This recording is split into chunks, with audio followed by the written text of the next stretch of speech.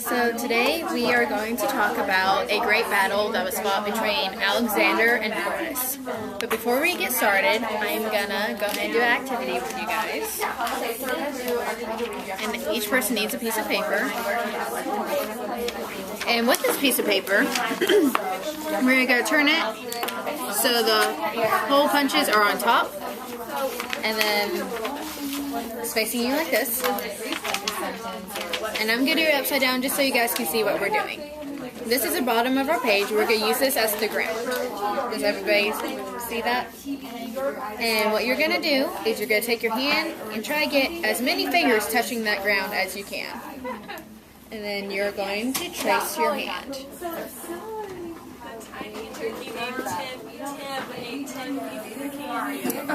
This is the ground, this is the top. So you can turn it upside down if you need to. So I tried to make it a little harder because you only had like higher feet to go through.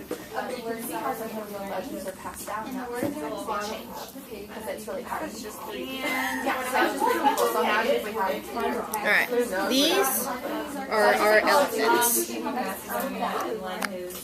So here's your trunk, and then there are 4 legs, and that's your elephant.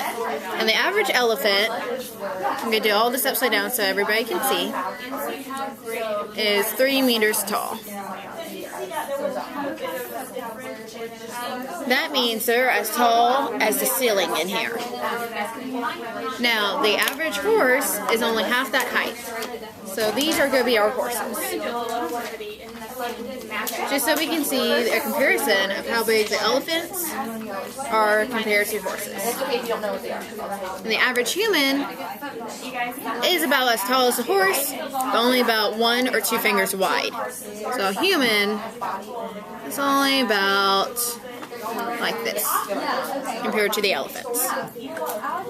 Just so you know, we're going to be reading more about the horses and elephants and why that's important to this story. But for now, you can kind of get a comparison of a human, a horse, and an elephant. Next, we're going to look at the vocab we're going to be encountering. And the first word one of the words we're going to encounter is cavalry. Another word we're going to see is parallel. Another one is glamour.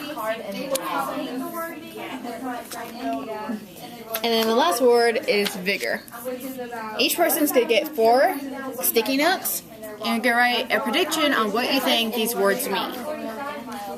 And then when you write your definitions for the words, just stick it either next to it or around it. It doesn't matter which one you do first, just try your best guess. If you don't want to write a definition, if you can draw it, you can.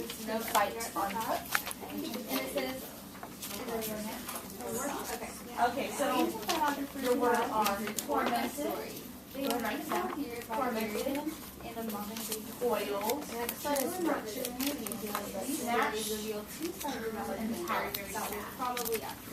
So what go ahead and write down W. I'll give you about 2 minutes. Okay, now that we have all the sticky notes back, we're going to go ahead and go over the vocabulary words. The first word we're going to go over is cavalry. And one person says it's horses, another person says it's army. Well, they're both correct. It's a group of horses that soldiers use in order to fight a war. The second one is parallel. And one says close, and another one says next to. Parallel has a few meanings. One of them is in math, lines that never touch. But in this story, we're talking about a mirror image. So that's what parallel means in this story. The next one, glamour. One person says noise, and another person says stumble? Stumble. Okay.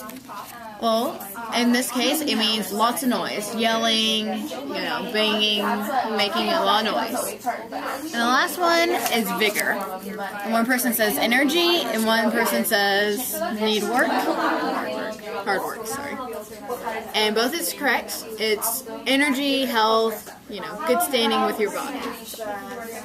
Now we're going to go ahead and read the questions that go along with this document, just so we know what we're looking for as we read.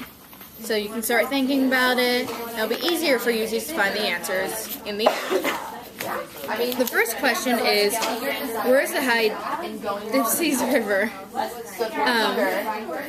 The second question is, explain how Alexander's army was able to cross the river before Porus was able to react. So let's think about that.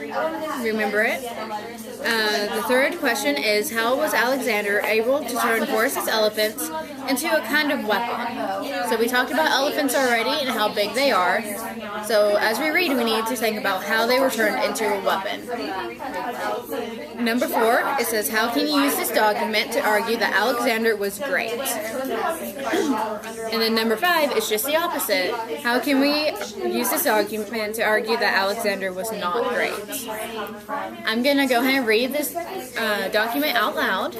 I want everybody to follow along. Stop me if you ever have any questions. And first we're going to start with a note. Lucas Arianian, also known as Arrian, was a Greek philosopher and historian who lived some 400 years after the time of Alexander. So he wasn't alive during Alexander's time, but he lived 400 years after. His book is considered to be the best account of Alexander's reign.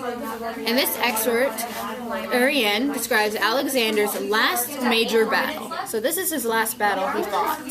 So it's kind of important to understand Alexander's life and what he left before he died. He fought against a prince named Porus on the eastern bank of the Hydaspes River in India. Because he was so impressed of Porus's bravery, Alexander allowed him to reign administrative rule after the Indians' defeat. So we're starting right here on the top left-hand corner of the box.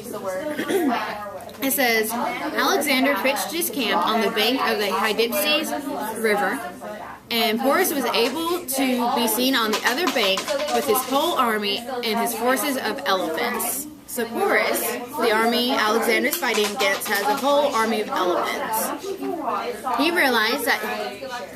Alexander, realized that he could not cross at the point where Porus was encamped.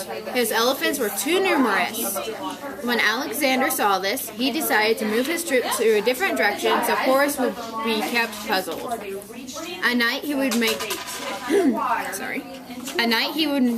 take most of his cavalry, his group of war horses, to various points along the river bank where he would create clamor, lots of noise, raise the war cry, and produce all sorts of noises as would come from the men preparing to cross the river. Porus would react and parallel his movements on the other side. So he would mirror Alexander. Wherever he would move, Porus would move. Porus would parallel his movements on the other side, leading his elephants towards the shouting, and Alexander got him into the habit of making these corresponding movements. So every time Alexander would move, Porus would move.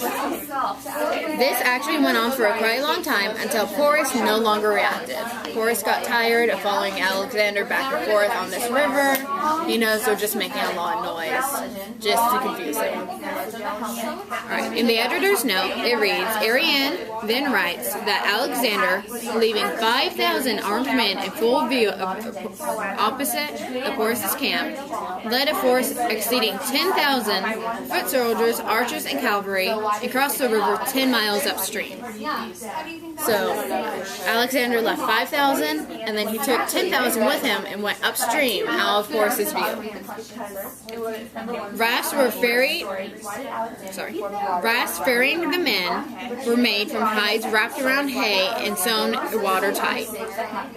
The crossing was further hidden by the midnight thunderstorm. Too late to stop the crossing, Porus arranged his army on a nearby plain and prepared for battle. So once Porus found out what was happening, it was too late and he just had to prepare for battle because there was nothing else he could do. Alright, we are now on the last paragraph. The engagement was unlike any other previous battle. Horses' elephants were now boxed in. The damage inflicted by them fell on friends no less than foes. With men trampled underneath the beast, as the beast twisted and turned. Most of the drivers of the elephants, too, have been brought down by spears. Eventually, all animals grew tired, and their chargers lost vigor. They lost energy and health. Alexander then threw his cavalry in a circle around the entire force and ordered the infantry to lock shields, to group tightly, and to advance as a phalanx. At this time, the Indians took the. At this junction, the Indians all took to flight. So we're gonna go over the questions once more. I'm gonna give you a few minutes. I'll reread them, and you need to go ahead and just answer them as you can, and then we're going to go over them as a group. So if you want to go ahead and start, I'll go ahead and read them out loud one more time. It says, where is the Hydaspes River? Number 2 is explain how the Alexander's army was able to cross the river before Porus was able to react. 3, how was Alexander able to turn Porus's elephants into a kind of weapon? 4, how can you use this document to argue that Alexander was great? And 5, how can you use this argument to argue Alexander was not great? And then once you're done, or have a few of them answer, go ahead and do a thumbs up. And if you don't know, go ahead and just try your best, and we'll go over it together and see if you can find more information to help you get the correct answer. One of the sailors swam off towards the band and snatched it from the reef, but he did not carry it in his hands because it would get wet while he was swimming. He therefore put it on his own line and brought it to him. Do you think most of the onlookers say that they created the town as the wind was due, and this house was more than $10,000. Then he ordered his head to be cut off. The prophet had explained he should not allow the head that had won the order head to be too long.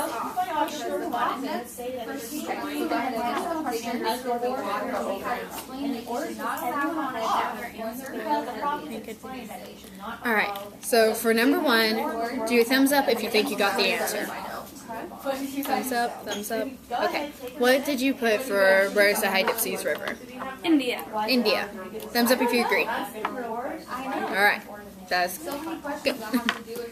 2, it said, explain how Alexander's army was able to cross the Hydaspes before Porus was able to react. Thumbs up if you think you got it. Thumbs up, thumbs up. Alright, what did you put down? He made a bunch of noise and tricked Porus into thinking he was going to attack him, and then he just got used to it. Good job, I agree. Does everybody else agree? Thumbs up or thumbs down? Thumbs up? Okay. Number 3. How was Alexander able to turn Porus's elephants into a kind of weapon? Thumbs up if you think you got it. Thumbs down. Thumbs up. Good. What did you put down? He scared them, and so they just kind of went wild. Good job. Does everybody agree or disagree? Agree? Good job. And then number 4, how can you use this document to argue that Alexander was great? Does anybody have any ideas on how they thought Alexander was great? He let Porus still be king He did. whenever he defeated him. Does anybody else have anything else? He was creative. He was creative. He was smart. He was smart too. Does anybody have any reasons why Alexander was not great? He kills elephants. He killed the elephants, which is very sad. Good.